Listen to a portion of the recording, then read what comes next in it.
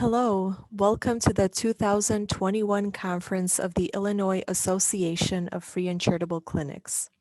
This year's conference theme is New Decade, New Challenges, New Solutions.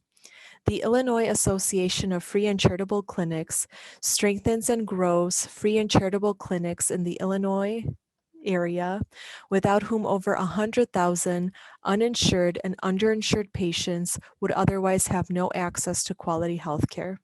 The Illinois Association of Free and Charitable Clinics helps free and charitable clinics move effectively into the future. It advocates for the underinsured and uninsured, supports clinics' volunteer workforce, and connects clinics to resources. A big thank you to all of our sponsors. Thank you for making this year's conference possible. We are so grateful for all of your support. Now, to begin the presentation, today's topic is on telemedicine. How far is too far? What you need to know about telemedicine. My name is Natalie Ficek, and I am an associate at Malecki Brooks Law Group. Just a quick overview of our firm. We are healthcare attorneys concentrating in health law. We represent providers during various points in their careers, from reviewing their employment or independent contractor agreements to helping them draft termination notices when they're ready to move on to another job. And we help providers open up practices as well. So that's from establishing their entity to drafting their consent forms to drafting their employment agreements. We do it all. To see a list of our services, please feel free to check out our website. And I will go through more at the end of the presentation in terms of how you can reach us and get our newsletters. But if you are interested in learning more information about our firm, you can feel free to contact me. My email address is listed here. It's nficek@mbhealthlaw.com, and I'm more than happy to help you with any questions you have or with any matters you may want addressed. Now, before we dive into this topic, just a quick disclaimer. Today's presentation is for educational purposes only. If you are seeking legal advice, please contact an attorney. If you want to consult with our firm, you can reach out to us. Again, you have our email address. We're more than happy to assist you. So just some quick objectives. So with today's presentation, we will talk all about telemedicine.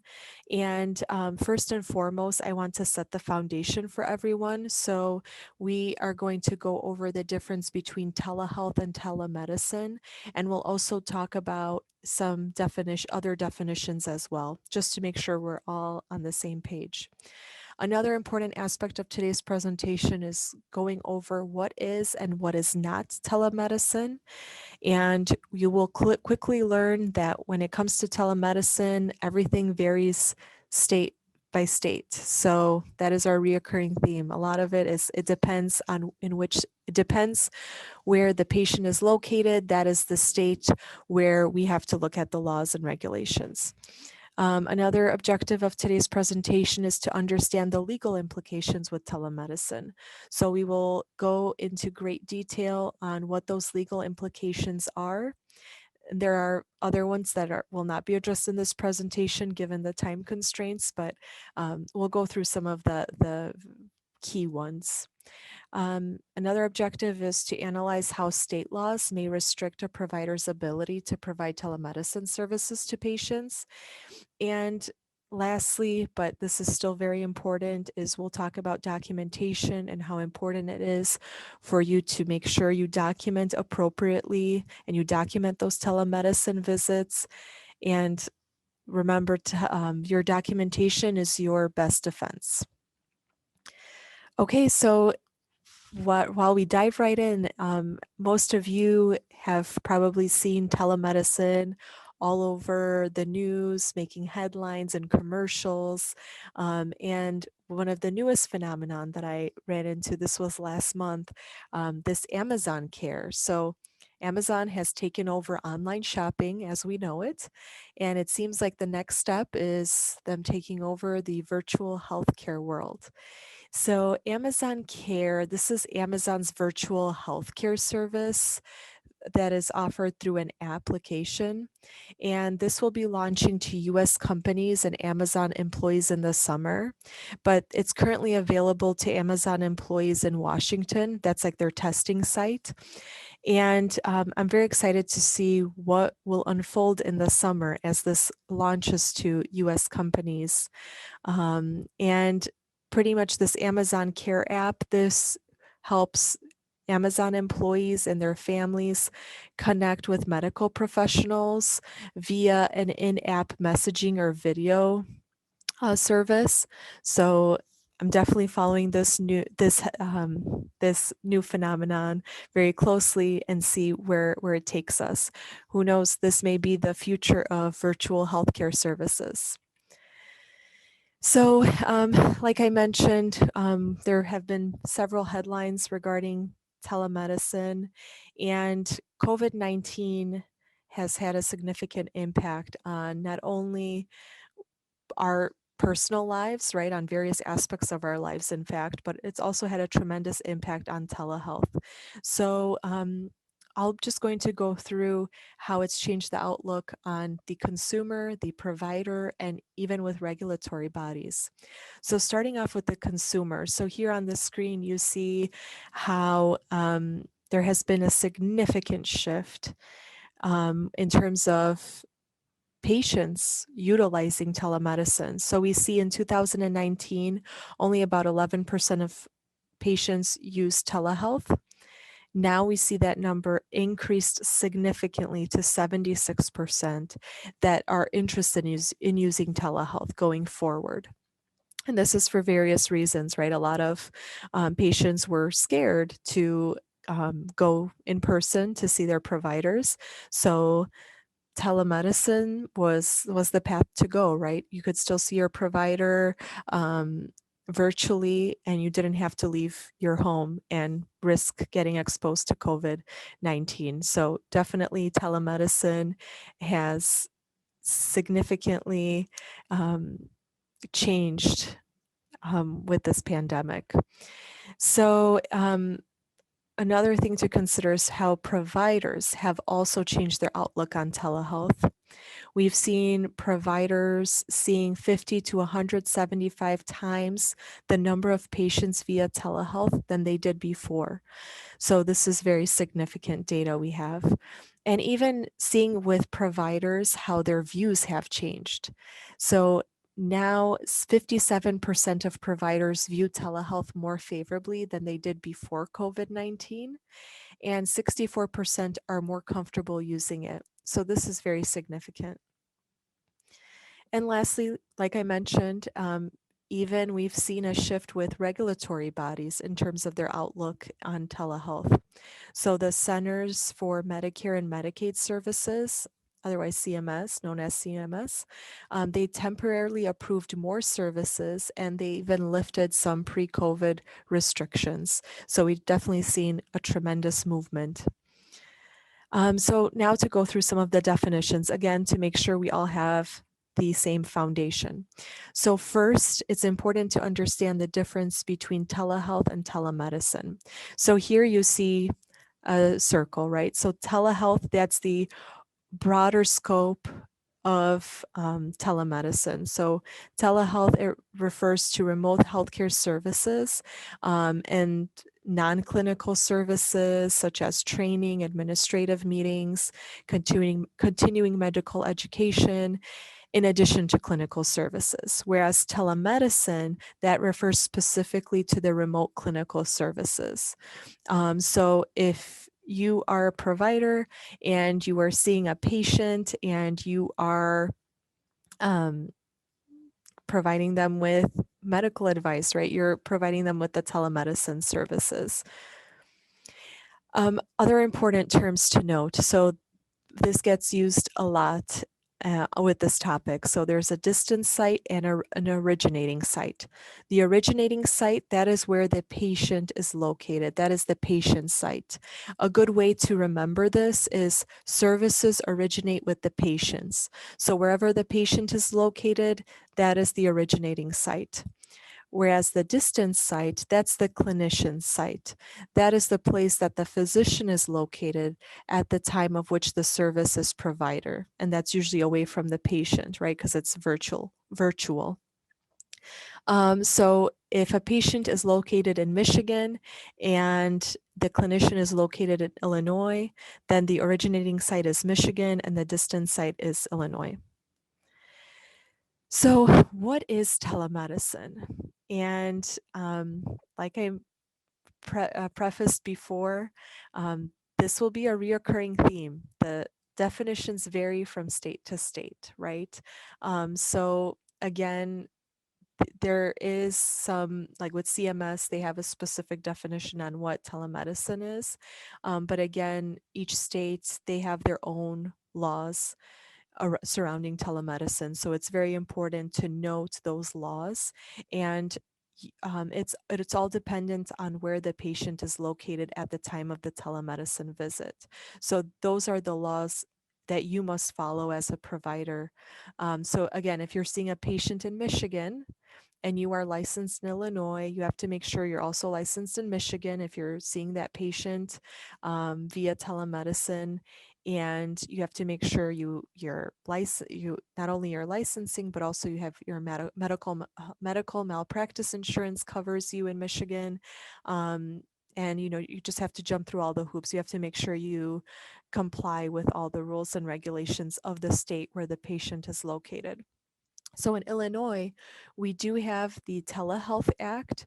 So again, that meets the definition of what I mentioned before, that telehealth is the general overarching, it includes the non-clinical services, and then telemedicine, that's the clinical services.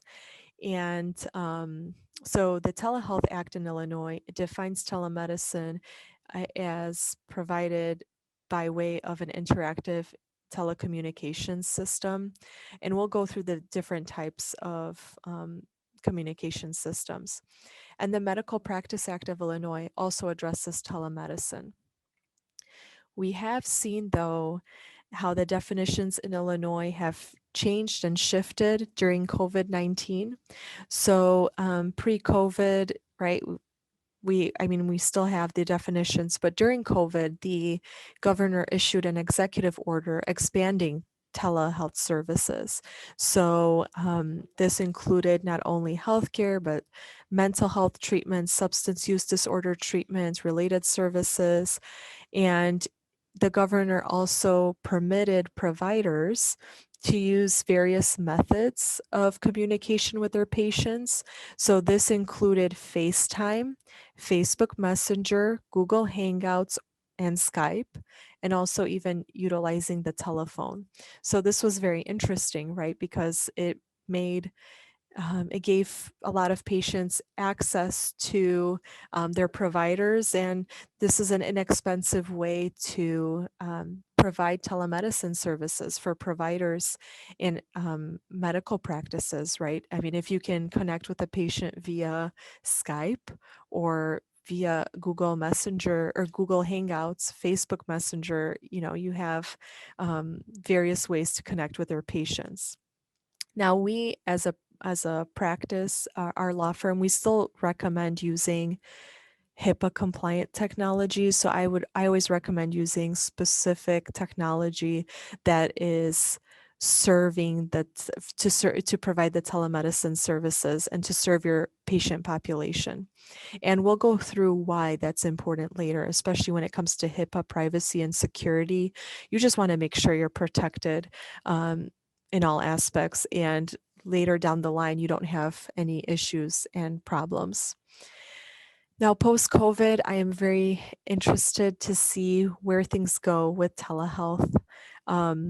in our post-COVID world. There was a bill proposed here in Illinois to expand and remove restrictions. There's always a lot of movement when it comes to telemedicine. So we'll see where things take us. What is not telemedicine? So again, this varies from state to state, our reoccurring theme.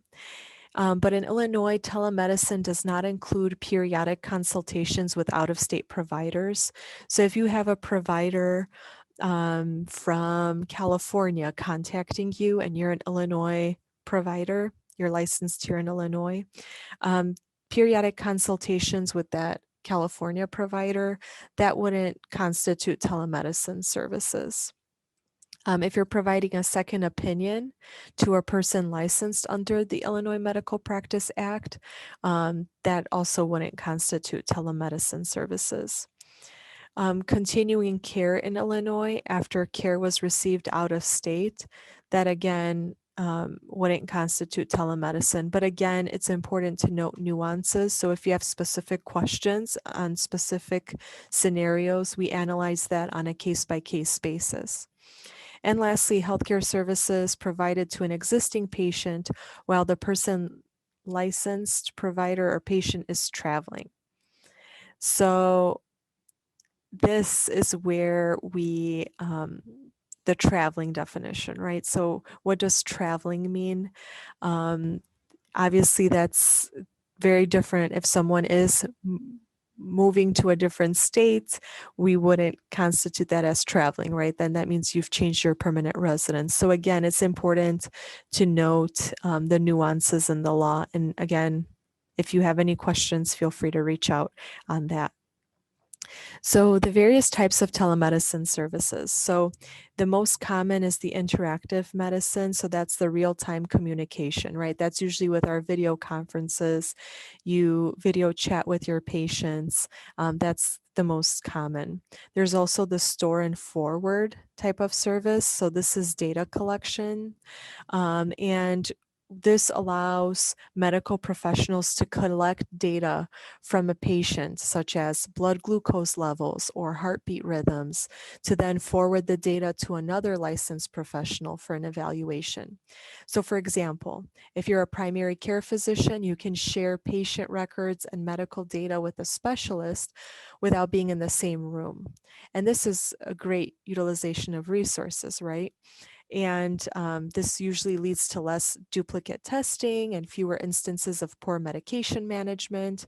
Again, it's a great way to track the data and get those consultations from a specialist or get the second opinions from the specialists. Now, remote patient monitoring. So this is also very, very important. So this is data monitoring through wearable technologies.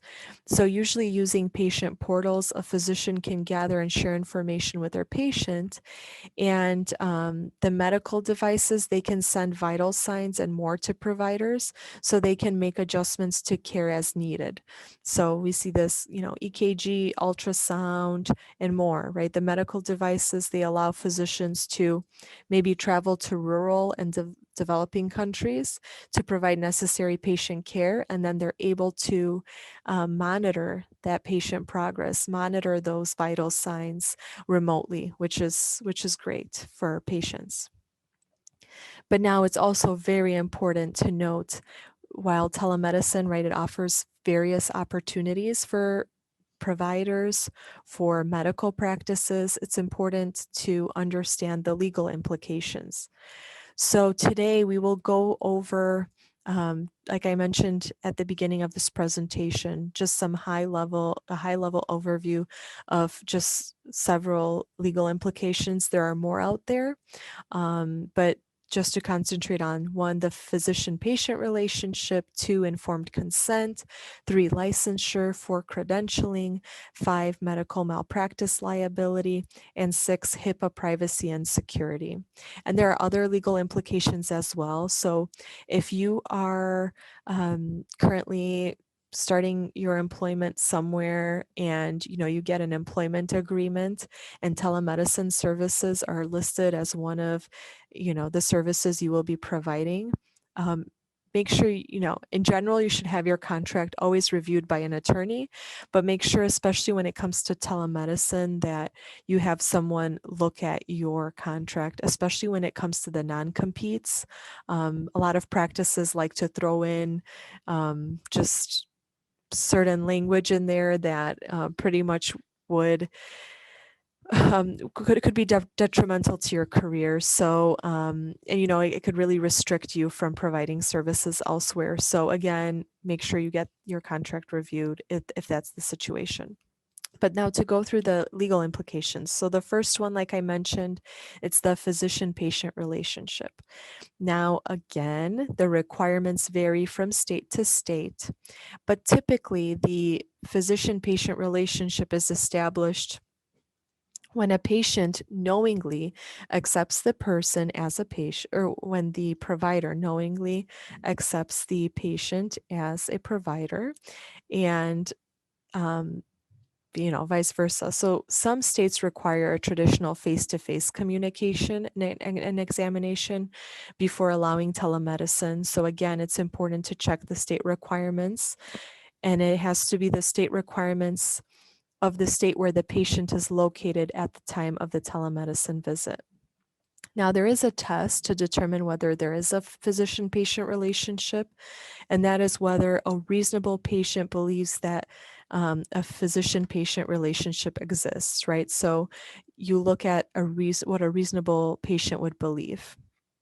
And there are certain exceptions to the physician-patient relationship. So the consultation exception, that's important. If there's no direct contact with the patient, then there is no physician-patient relationship. So for example, if your California provider is calling you for a consultation and you are here in Illinois, you're licensed in Illinois, you practice in Illinois, and you're just that provider's just consulting with you, that wouldn't establish a patient physician relationship if you have no direct contact with the patient, right? You're only communicating with the provider. If you're not billing for services, then you'll fall under the exception as well. But it's important to note, and again, with this physician-patient relationship, it varies from state to state, and state courts view this differently. Like in Illinois, the courts often look to the extent to which the consulting physician participated in the care, evaluation, diagnosis, or treatment of a specific patient. So this includes factors such as whether the consulting physician conducted tests, reviewed medical records, or charged a fee for such service to the specific patient. Now, Illinois courts have distinguished that when a consulting physician merely provides an informal opinion to another primary treating physician regarding the care of a patient, a physician-patient relationship is not established, right? But remember, again, the court looks at the several factors, so keep that in mind. If you're being called on a consultation or on a second opinion, it's important for you to go through the analysis to make sure you're covered. So another legal implication, informed consent, and this is another very, very important point to consider before you provide telemedicine services. So informed consent, we all know that's the process wherein the patient is made aware of the benefits and risks of undergoing a medical service, treatment, or procedure. And usually the consent form has to be, there's the elements listed on the screen. They have to be specific, immediate, personal, informed, voluntary. So you want to make sure you meet all these elements. And informed consent, it represents the meeting of the minds. So again, it's important to make sure that everyone is on the same page. When it comes to telemedicine services, it is debatable, and again, this varies from state to state on what has to be relayed to the patient, right? In terms of what are they consenting to when it comes to telemedicine services. We generally recommend definitely notifying the patient of potential privacy concerns prior to utilizing telemedicine, because maybe, your patients, they don't realize what can happen with their information if they get hacked into or what have you. Also, helping the patients understand that um, if there are technological failures, what that means for them and how they can reach you, and the procedures of if everything freezes, what should they expect as the next steps.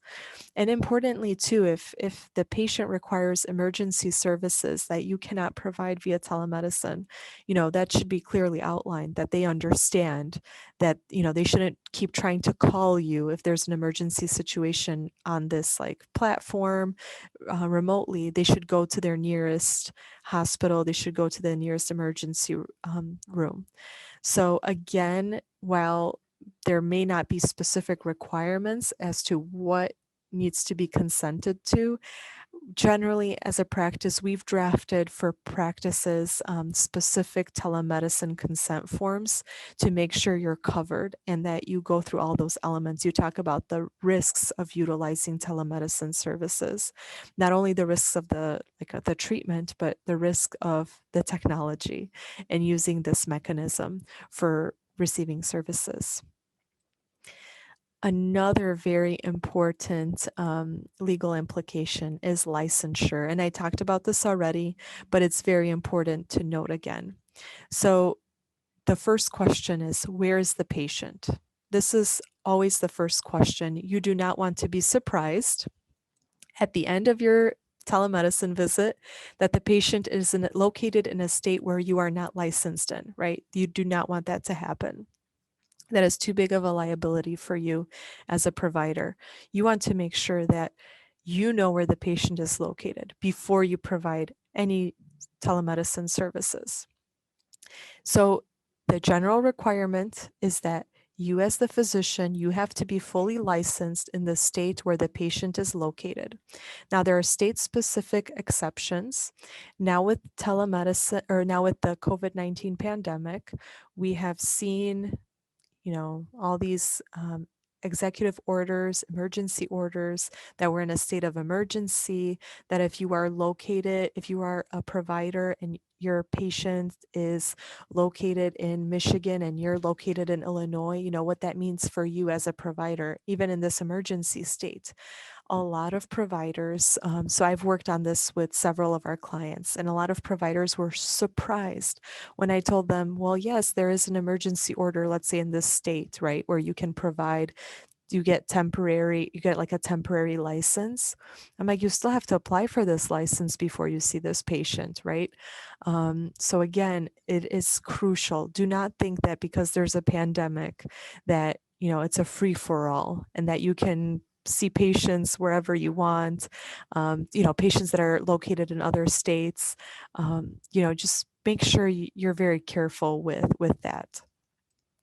And another important, so again, the secondary consultation exemption. So, that keep that in mind as well. If you're providing just a consultation, whether or not you'll need to be licensed in that state, again, like with the examples I mentioned before with the provider in California that's asking for your advice and you're located here in Illinois, you don't need to be licensed in California to, consult or provide a second opinion per se. But, again, it's best to make sure that your ground is covered. And again, the main question is always, where's the patient located? But please proceed with caution. And even if you have a temporary license in another state, be very careful with when that expires, right? There's constantly executive orders being issued by several governors in several states that quickly change what things change, right, from day to day on what is and what is not permitted. Credentialing. So for some of you, this may not apply, but credentialing is very important as well. And there are CMS requirements, right? This is a condition of participation where you have to make sure if you are providing telemedicine services, let's say you are um, the distance site and the originating hospital relies on a distance site hospital to provide certain services, you have to make sure that those providers are credentialed, they're licensed, right? You have to follow the whole process. And a very important note is you want to make sure you have a written agreement between the parties. You want to have a written agreement between the originating site hospital and the distant site hospital. And of course, the healthcare professional has to be legally authorized to practice in the state where the hospital is located. So again, if you are in the process of having an agreement, or if you need someone to draft an agreement, or for someone to look at the agreement, please feel free to reach out to us, because this is a very important requirement. Medical malpractice liability. So first and foremost, before you provide any telemedicine services to a patient located outside of your state, and let's say you are licensed, right? Let's say you actually are licensed in California and in Illinois, and you want to see a California patient, please make sure your medical malpractice liability covers you in California as well as Illinois. So you're covered, because by providing telemedicine services, you are subjecting yourself to the laws of the state where the patient is located and its jurisdiction. So if you live in Illinois, but you're seeing a patient in California, you can get hauled into court in California. Do you want to look for an attorney in California? Do you want to, travel to California for various court dates? I doubt it, right? So just make sure you are protected with your malpractice liability insurance. Remember that, though, you are wherever you provide those services, you can be hauled into that state. So keep that in mind when you are deciding on whether or not you want to provide telemedicine services. Again, like, even in terms of if there is a malpractice case against you, even in Illinois, for example, right? If you were providing telemedicine services to a patient in Illinois, how medical negligence claims are handled surrounding telemedicine, that's still, we still don't have enough information about that. And what's important to note, though, is, the current Illinois law governing common medical negligence, is actually negligence, right, for telemedicine services. So I don't want to bore you with the legal elements, right? But there's duty, standard of care, and you want to make sure that, one, if you had a duty to the patient has to establish that a physician owed the patient a duty. So again, that physician-patient relationship, if it was established, that's important, right? That's the first key in really understanding this issue. And then when it comes to with negligence, so there are 4 elements. There's duty, breach, causation, damages. So we just went through duty. Breach, so if the medical professional exercises the skill and care of a reasonable medical professional, right? So even when you're providing the telemedicine services, are you doing that within your scope of practice? Remember, you still have to make sure you abide by the laws of the state where the patient is located. So if you're licensed in Illinois and you're a physician, you have to make sure you're acting within your scope as a physician, right? Providing those services. So medical malpractice liability, that's definitely an important thing to consider before providing telemedicine services. Okay, so now the next legal implication, HIPAA privacy and security. So again, we generally recommend for providers to use HIPAA compliant technology to ensure it meets all regulations, right? So choose your platforms carefully. You want to make sure you're HIPAA compliant. You have policies and procedures in place to protecting and securing electronic protected health information. again, so there's not only you have to worry about privacy, but also security, right? So with privacy rules, you must protect confidentiality of patient information. So think about how you're doing that, how the platform you're working with, how you are protecting the confidentiality of patient information. Now, I know you don't have control, right? If the patient is on their phone and they are talking about their medical conditions and they're sitting in a Starbucks, consulting with you, that's an issue. But again, if you have a consent form, you can outline that in the consent form, stating, the patient takes on that responsibility as well, wherever they're located at the time of the telemedicine service. They're subjecting themselves to, like, if they're in the Starbucks, then they don't have much privacy, right? So that's something the patient needs to consider. Other people can eavesdrop into those conversations. Um, Again, it's good to just have that noted in a consent form that the patient understands they're taking it upon themselves. If they bring someone else in the room, then their information is no longer private, because the other person will hear what is being discussed. Security rules. So you also want to make sure you implement, again, safeguards to protect the electronic health information. So again, just making sure you have those policies and procedures in place. You want to make sure you have a system in place that monitors communication.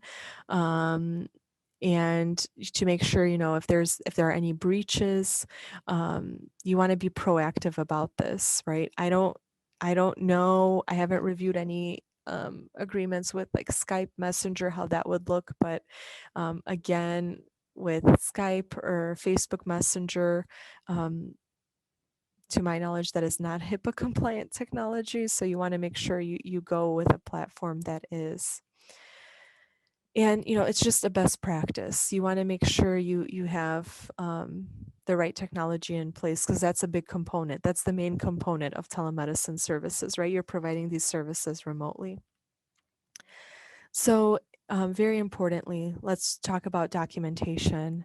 And this is the last topic before I get into some other things I wanted to discuss with all of you. But with documentation, so I always say, you don't remember what you ate for breakfast 2 years ago. You will not remember a patient. You will not remember a specific telemedicine encounter. And your documentation, that is your defense. If there is a malpractice lawsuit against you, whatever you put in the record, that is what you will be referring to, right? 2 years down the line, or whenever the lawsuit arises. So make sure, even with your telemedicine visits, you document everything appropriately, right? So not only you document the consent, you document everything in full detail, what was discussed. If there were any issues, you want to put all of that in the medical record.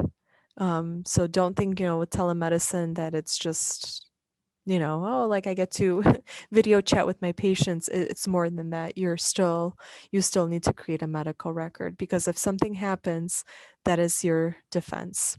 So we always say the medical record is a witness that never lies and never dies. So if it's in the medical record, that is your witness, right? That is how you will remember the events, if to recollect what would happen on that day with that specific patient.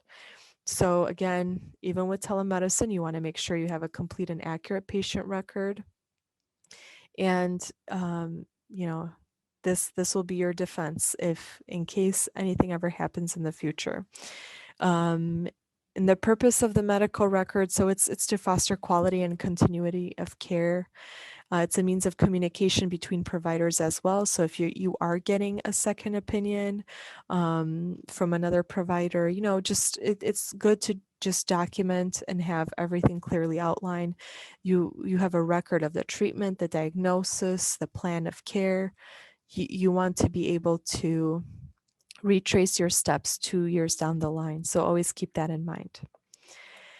Now, if you have any specific questions on today's presentation, feel free to email me. I am available. My email address is nficek@mbhealthlaw.com. So you can reach me via email. I'm more than happy to assist you with anything you need. If you need consent forms, feel free to reach out. I've definitely drafted several for practices. We don't have to start from scratch. If you already have a consent form, I'm more than happy to walk through that with you and make any additional changes to make it more so for telemedicine services. If you are looking to provide telemedicine services in other states, please feel free to reach out. I do research for our clients on a regular basis, and I do research for various states for them. So, again, the rules and regulations change frequently. So, again, feel free to reach out, and I'm more than happy to help you. If you are starting with a new practice and you will be providing telemedicine services, and you want us to look over your contract or maybe amendment, right? Maybe certain practices are adding an amendment to your existing agreement and you have specific questions, we're more than happy to help you. And then on our website, so if you go to www.mbhealthlaw.com, you can click on our articles. So we've done several articles on telemedicine, but we have specific articles for physicians, for APRNs, for those trying to open up a business or their own practice, right? Things for you to consider. So we have different categories on our website under articles.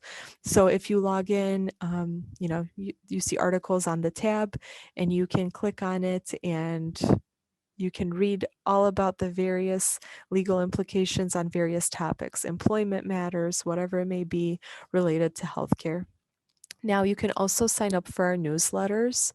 If you are interested in signing up for our newsletters, you can, if you go into articles, there's a place for you to insert your email, and then you will get a newsletter, and usually we produce one every week. So you'll be getting information on that as well. If you're interested, sign up.